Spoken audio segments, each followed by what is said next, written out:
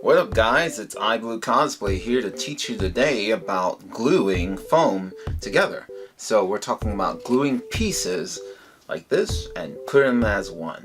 Now when we're gluing pieces, we want to get like this nice clean seam so it looks uniform instead of just bulky or anything big large between. So we're going to talk about the different kind of glues that you can use for gluing foam. Affordable things you can buy at Walmart, you know, for like $4 to $5, and the more expensive premium versions of those types. So let's go ahead and get started. So when talking about glue, you have to understand that glue is generally adhesives. So we need to look for adhesives that work for foam and that when together, combined, that they actually have a strong bond so that they will not just snap off, or especially with wear and tear when you're walking around in conventions or if you have anything heavy put on yourself. So you want to be sure that whatever you put on stays on. So we're going to talk on what works for foam and go from there. So we're going to start first and talk about my number one foam connecting adhesive, contact cement. So I got this right here, some Barge right here, and also have DAP contact cement. Now you can get contact cement like this over at Walmart for roughly $4 to $5. Like I said, it's pretty nice when you want to get something easy and quick, where the Barge, which is my personal favorite one I use a lot, generally because of its large size, usually costs about $25 to $30, usually online, or like at even larger retail warehouse stores. This is really potent stuff, but generally speaking they usually work about the same. You still need good ventilation for both of these, especially like I said, indoors. You want really good ventilation when you're indoors with this stuff. A lot of the fumes can be really strong, so definitely check these out for use of that. Next we have CA glue, or some people like to call it super glue. So we have different kinds of super glue. You've probably seen these before. A lot of times these little single ones can go for $1, or two can go for $1. They're very fast adhesive glues, which you can also use for foam.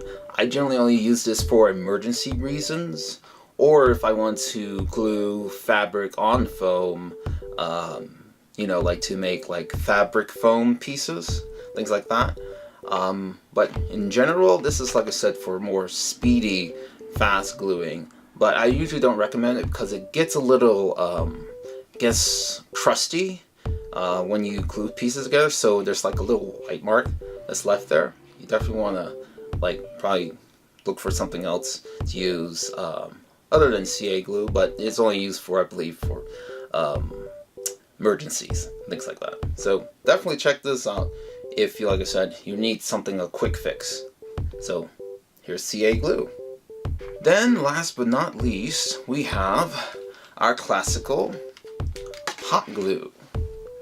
Now with hot glue, basically there's the, I guess, the glue stick portion that goes through a nozzle or heated nozzle, and then you basically push through, and then it oozes out all this kind of hot glue resin onto your piece. So you just like glue right on there, and then you're pretty much there, and then put the other piece together, and then put them together. One thing about hot glue is, well, it's hot, but there's two types. There's the low temperature and there's high temperature. I generally use the high temperature because it works better for me, and to my honest opinion, it works better on foam with hot glue, or yeah, high temp hot glue. So I definitely like using this for, I believe, more like if I want to connect something to fabric and the foam itself. But it depends on the fabric, because not all fabrics like hot glue. I don't usually use it too much anymore for just sticking foam and foam together, but I still will show you how those work together. So I'm going to show you examples of me gluing all these pieces together. So like I said, we got about 3 adhesives to talk about. We have our contact cement, and we have our CA glue or super glue, and we also have our high temperature hot glue. So let's get started. Alright guys, ventilation is important today, so you definitely want to open up the windows, you know. So get the windows open so you can have ventilation, because ventilation is very important. You want to be able to breathe when you're using especially the contact cement.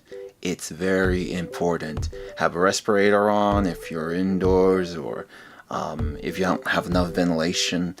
Respirators are very important. You know, like little mask that goes over your mouth. You want to get, you want to get that. So let's go and open up the windows.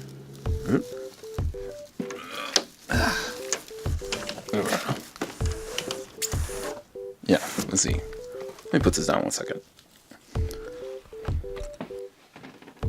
Let's see here.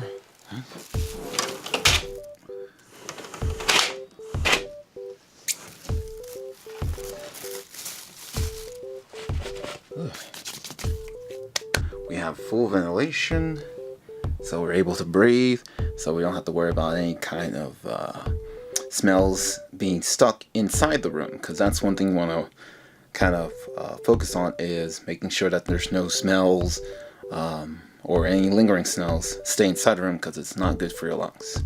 So you definitely want to take care of your health and make sure there's well ventilation inside your room. So open the windows. Psst. On another note, I do like using E6000 if I want to glue something to fabric and stuff. It's really good stuff, but it takes a while to cure. It takes like 24 to 48 hours to cure. I don't use this like to glue foam to foam because that takes, a long time. And with these builds, you gotta be kind of quick. So, but I definitely like E6000. I really like it for just putting on fabric. So check that out too. So the first adhesive we're going to talk about using is contact cement. So we're going to use contact cement to glue our pieces together. Now, first thing, like I said, well ventilation. You want well ventilation coming through the window and just flowing through, so you don't have any sticky odors stuck inside the room. You don't want that happening. And you also want good respirator, so it protects your lungs from toxic odors and things like that. I got this respirator from 3M for, I believe, about $25-30 over at, I believe, Home Depot or Lowe's, any of those kind of home improvement areas.